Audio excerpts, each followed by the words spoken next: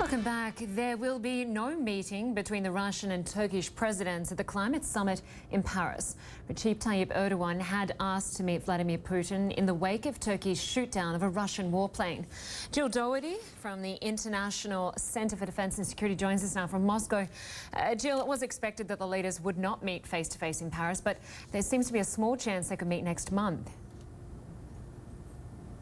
There is, but right now, you know, the tensions are pretty high. In fact, just this couple of hours ago, the body of that pilot, the Russian pilot that was shot down, his plane was shot down, and then as he parachuted to the ground, he was shot by the militants on the ground. His body just came back to Moscow.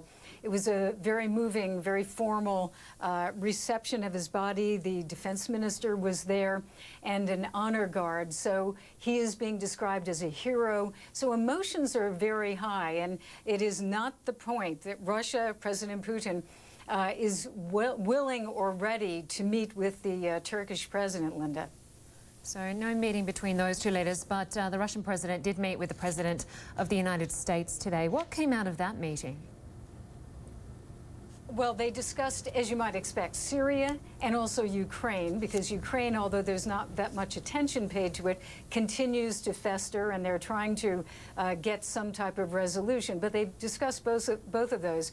And in connection with Syria, President Obama, according to his spokesperson from the White House, actually an official from the White House, speaking on background, who said that President Obama had expressed regret about the shoot down, the loss of that pilot.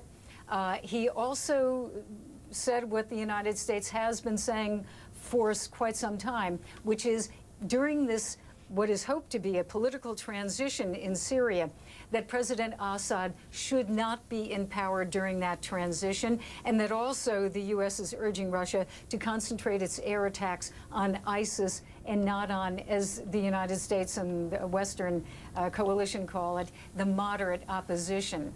So obviously the Russians did talk about that in their statement as well, especially focusing on the regret. It's the second time the two leaders of Russia and the United States have met in just the past couple of weeks, each time talking about Syria and Ukraine. So the second time they've met, but if we look at the body language between the pair, we've only got a couple of stills of the meeting between the president of Russia and the U.S. They don't look at each other eye to eye when they shake hands. It's quite an interesting sort of relationship. Many have called it frosty.